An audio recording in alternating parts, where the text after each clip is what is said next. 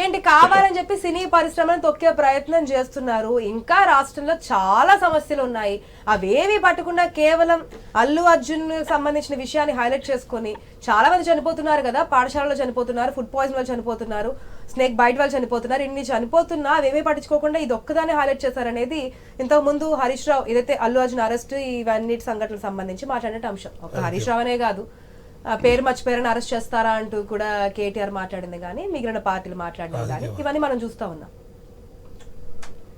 Madam, ముందుగా మీకు ప్యానెల్లో ఉన్న పెద్దలకు వ్యూవర్స్ కు నమస్కారం. అసలు ఈ సమస్య అల్లు అర్జున్ సమస్య ఆల్రెడీ పోలీసు వ్యవస్థలోకి వెళ్ళిపోయింది, వాళ్ళు హ్యాండిల్ చేస్తా ఉన్నారు వాస్తవంగా. కాబట్టి పెద్దగా మనం జోక్యం చేసుకుని పెద్ద చర్చించాల్సిన అవసరం కూడా లేదు. కానీ మీరు అడిగారు కాబట్టి నరసయ్య గౌడ్ గారు పోలీస్ వ్యవస్థలోకి వెళ్ళింది, కోర్టు పరిధిలోకి వెళ్ళింది, కోర్టు పరిధిలో ఉన్న తర్వాత మళ్ళీ అసెంబ్లీ వ్యవస్థలోకి రావాల్సినటువంటి అవసరం ఏముందన్నదే ఇక్కడ ఇంకొక మేజర్ క్వశ్చన్ వస్తుంది. అయితే అది కూడా అక్బరుద్దీన్ గారు ఆయన ఒక విషయం అడిగితే దానికి సమాధానం చెప్తూ ఆ మిగతా విషయాలు మాట్లాడడం జరిగింది. అయితే వాస్తవం ఏంటంటే సంధ్యా థియేటర్ యాజమాన్యము పోలీసు వాళ్ళకు ఒక లెటర్ ఇచ్చింది, అయ్యా ఇట్లా అల్లు అర్జున్ గారు వస్తారు పర్మిషన్ ఇవ్వండి అంటే, మేము పర్మిషన్ ఇవ్వం, ఎందుకంటే ఒకటే గేట్ ఉన్నది, దానికి రావడం పోవడం కష్టం అవుతుంది. ఆ అల్లు అర్జున్ గారు వస్తున్నారంటే ఫ్యాన్స్ విపరీతంగా వస్తారు కాబట్టి ఈ స్టాంపేడ్ అయ్యే అవకాశం ఉంటది, కాబట్టి మేము ఇవ్వలేము అని చెప్పిన తర్వాత కూడా ఇప్పుడు ఒక సెలబ్రిటీ అన్ని జాగ్రత్తలు తీసుకొని బయటికి వెళ్ళాలి. పర్మిషన్ ఉందా లేదా, ఎన్ని గేట్లు ఉన్నాయి, ఎట్లా పోవచ్చు, ఫ్యాన్స్ కి ఇబ్బంది కలవద్దనే స్పృహ లేకుండా డైరెక్ట్ వచ్చేసిండు. గేట్ తెరవగానే అందరూ ఒకరి మీద ఒకరు పడి ఉరకడం, అక్కడ ఒక తల్లి చనిపోవడం, అతను బెడ్ ఎక్కడం జరిగింది. నేను అనేది ఏంటంటే 20 సంవత్సరాల నుంచి అదే థియేటర్ కి సినిమాల ఓపెనింగ్ అని ప్రతిసారి కూడా వస్తూనే ఉంటాము. ఎవరి ఫెయిల్యూర్ క్లియర్ కట్ గా చెప్తున్నారు. ఇంకొకటి నరసయ్య గౌడ్ గారు మీరు ఏం చెప్తున్నారంటే ఇది కోర్టులో ఉంది, మనం ఎంతవరకు ఏంటి అనేదని, మరి అసెంబ్లీలో చర్చించుకునే అంశం అంటారా ఇది?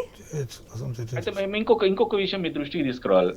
ఇప్పుడు ఆల్రెడీ మధ్యంతర బెయిల్ ఆయనకు టెంపరీ బెయిల్ ఇచ్చిర్రు, వారు వచ్చిర్రు, సరే ప్రెస్ మీట్ పెట్టిర్రు.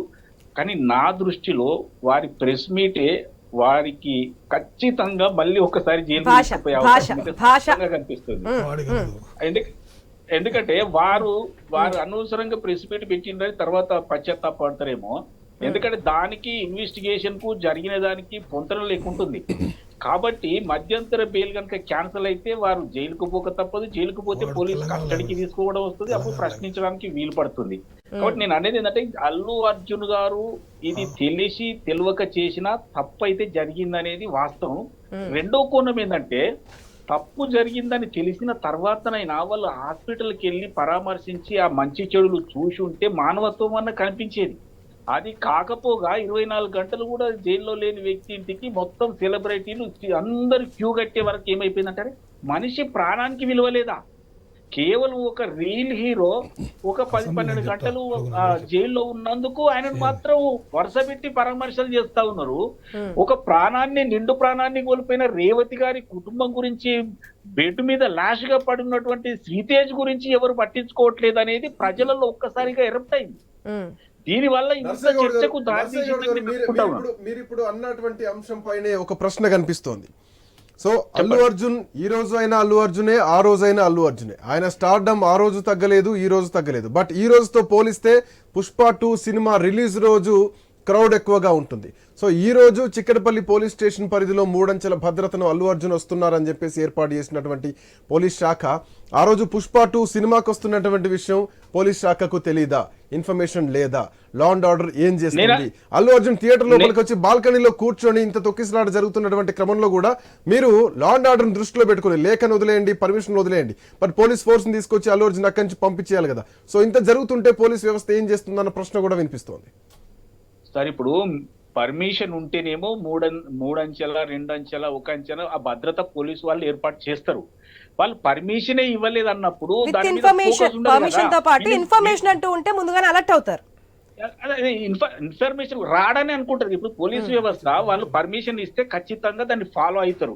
పర్మిషన్ లేనప్పుడు వీరు చూసుకోవాలి. అల్లు అర్జున్ గారు సామాన్యులు కాదు కదా. నాకు తెలిసి లా అండ్ ఆర్డర్ కాపాడడానికి పర్మిషన్ కూడా అవసరం లేదేమో, పోలీస్ డిపార్ట్మెంట్ వెంటనే రియాక్ట్ అవ్వాల్సినటువంటి అవసరం ఉంటుంది. లా అండ్ ఆర్డర్ కు సంబంధించిన మినిమం పోలీసింగ్ ఉంటది. కానీ ఒక పర్మిషన్ ఇస్తే ఏమవుతుంది అంటే మీరు ఇప్పుడు చెప్పినట్టుగా రెండంచెల మూడంచెల భద్రత వ్యవస్థ వాళ్ళు ఏర్పాటు చేస్తారు. కానీ నేను అనేది ఏంటంటే పూర్తి ల్యాబ్స్ ఈ అల్లు అర్జున్ సైడే కనిపిస్తా ఉంది.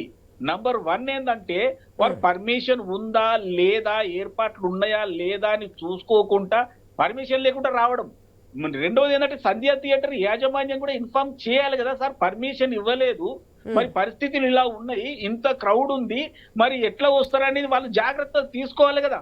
దాంట్లో మళ్ళీ ఈ 60-70 మంది ఈ ప్రైవేట్ ఆర్మీ. నేను ఏమంటున్నంటే నిర్లక్ష్యం అనేది స్పష్టంగా కనిపిస్తా ఉంది. అల్లు అర్జున్ నిర్లక్ష్యము రేవతి కుటుంబాన్ని నిండా ముంచింది. వారిని పరామర్శించకపోవడమే కాకుండా కనీసం 25 లక్షలు ఏందండి, 300 కోట్ల రూపాయలు తీసుకుంటారు ఆ సినిమాకు అని వింటున్నా నేను. ప్రభుత్వం ఎక్స్‌గ్రేషియో ప్రకటిస్తుందా? ఒక కుటుంబాన్ని తన కారణంగా మునిగిపోయిన కుటుంబాన్ని ఆదుకోలేడా? ఆ శ్రీతేజ్ కు మంచి వైద్యం చేయించలేడా?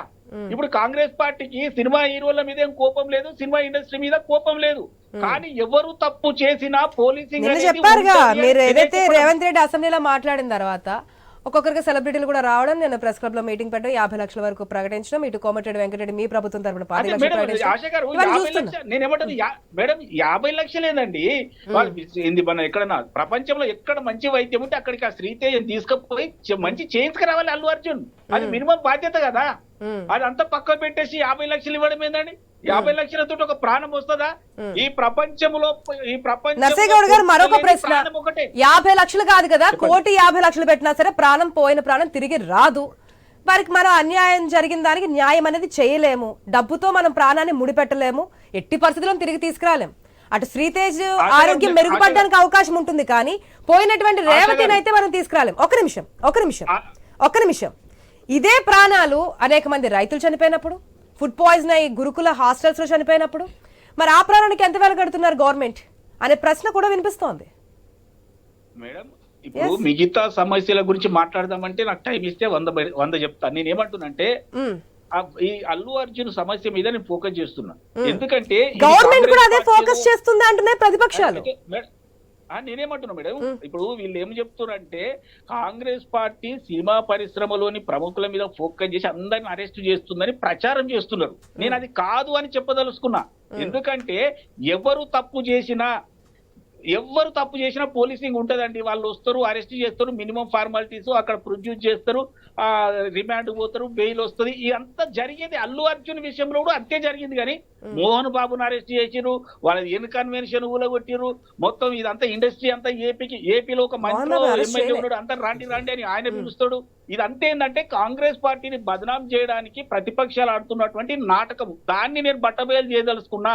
నేనన్నా నేను తప్పు చేసినా, ఆ సర్వేశ్వర రెడ్డి గారు తప్పు చేసినా, మీరు తప్పు చేసినా పోలీసులు వస్తారు, అరెస్ట్ చేస్తారు. ఇది మామూలు విషయం.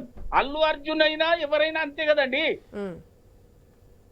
ఓకే, ఎవరైనా ఒకటే, చట్టానికి ఎవరు చుట్టాలు కాదు, చట్టం తన పని తను చేసుకెళ్ళిపోతుంది అంటున్నారు సీఎం చెప్పిన మాటల ప్రకారం.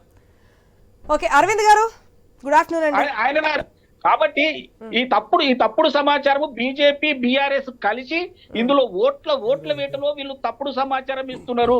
కాబట్టి దయచేసి ఏమంటున్నా, దీన్ని పొలిటిసైజ్ చేయకుండా ఆ సమస్య వరకే పరిమితం చేద్దామని మాత్రమే నేను విజ్ఞప్తి చేస్తా ఉన్నా.